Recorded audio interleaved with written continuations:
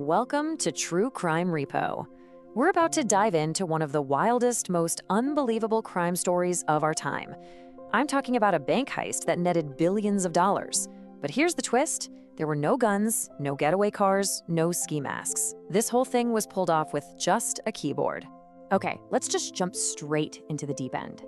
Just last year, in 2025, a single group of hackers managed to steal over $2 billion in cryptocurrency. No, that is not a typo. 2 billion. That's an absolutely staggering amount of money, all taken without a single person ever setting foot inside a bank vault. So, when you think of a master bank robber, who comes to mind? Maybe some slick character from a movie or a notorious outlaw from history? You're probably picturing a person, right? Or maybe a small, tight-knit crew. Well, get ready for this. The most successful, most sophisticated, and wealthiest bank robber on the entire planet isn't a person at all. It's a country. We're talking about North Korea. This isn't just a crime spree. It's a full-blown national operation. So how on earth does an entire nation become the world's #1 digital thief? Well, to really get how they're pulling off these billion-dollar crypto heists today, we've got to go back. We need to see how these digital ghosts first slipped into the machine. Their go-to weapon is something called spear phishing. Now, that sounds super technical, but really it's just a fancy name for a trick email. It's designed to look totally legit, but hidden inside is a secret key. And if you click it, you've basically just unlocked the front door and invited the burglars right in. And in the case of the Bangladesh Central Bank, which was one of the biggest digital robberies in history, the key that unlocked their billion-dollar vault looked like something you've probably seen in your own inbox, a simple job application. So back in January 2015, an email pops up in the inboxes of a few bank employees. It's from a guy named Russell Aslam, and he's looking for a job. He attached his resume. All it took was one curious employee to click that link. And just like that, a virus was unleashed. For an entire year, the hackers were inside the system, watching, learning, and planning their attack, completely undetected. So after a whole year of just sitting back and taking notes, they were finally ready to make their move. And what they did next was like something straight out of a Hollywood movie, a perfectly timed, perfectly executed digital robbery. Okay, this is where their plan gets really, really clever. They started the heist on a Thursday night in New York. Sending the transfer requests in Bangladesh, it was already Friday, the start of their weekend, so their offices were closed. Then, the weekend hit in New York. By playing the time zones and weekends against each other, they gave themselves a 5-day head start before anyone could even react. Pure genius. So here's the playbook, broken down. Step 1, the trick email gets him in the door. Step 2, they spend a whole year playing spy. Step 3, they hit the go button, sending dozens of fake transfer orders for almost $1 billion through the SWIFT network. That's the system banks use to move massive amounts of money. And for the final incredible move, they remotely disabled the printer that prints out the records of all these transfers. You're not going to believe this. The very first clue that the bank was being robbed of millions of dollars wasn't some fancy cybersecurity alarm. It was a broken printer. The bank staff just thought it had a paper jam or something. By the time they figured out what was really going on, $81 million had vanished. The whole attack was like a ghost story, flawless, silent, and leaving almost no trace. But these weren't ghosts, they were real people.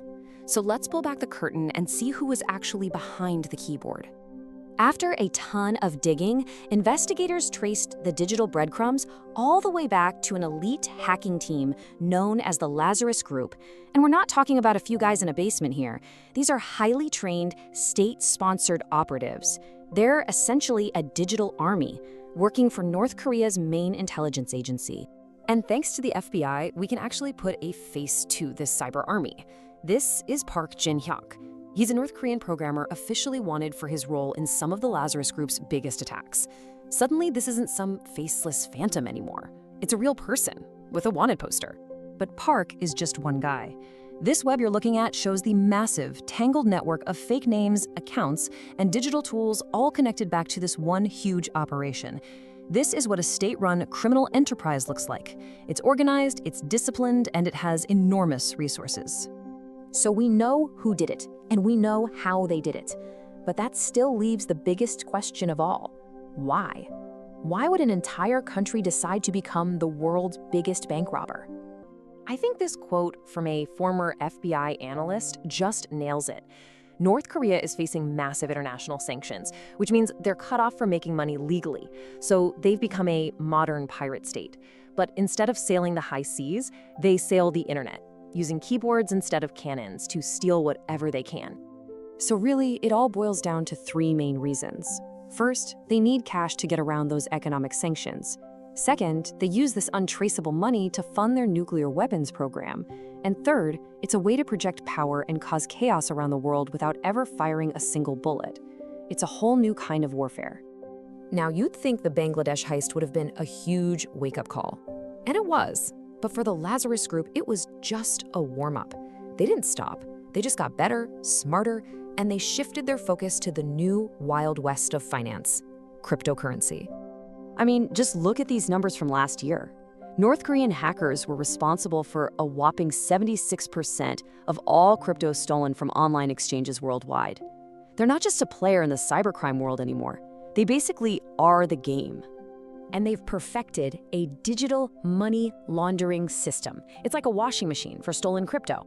First, they throw the coins into mixing services. Think of them like digital blenders that make the funds totally untraceable. Then, they bounce the clean crypto around different networks.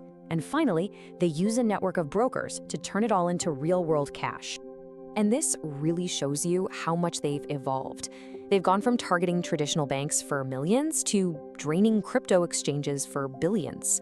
The targets are more vulnerable, the tools are more advanced, and the paydays, well, the paydays are just on another level entirely. So what we have now is this incredible, high-stakes game of cat and mouse being played on a global scale. The FBI, international agencies, they're all in on the hunt. But the Lazarus Group just keeps evolving. Which leaves us with one really chilling question. In this world of digital shadows, where there are no borders, can you ever really catch a ghost? Thanks for hanging out with me on True Crime Repo. If you found this story as mind-blowing as I did, definitely subscribe for more deep dives into the world's most unbelievable crime.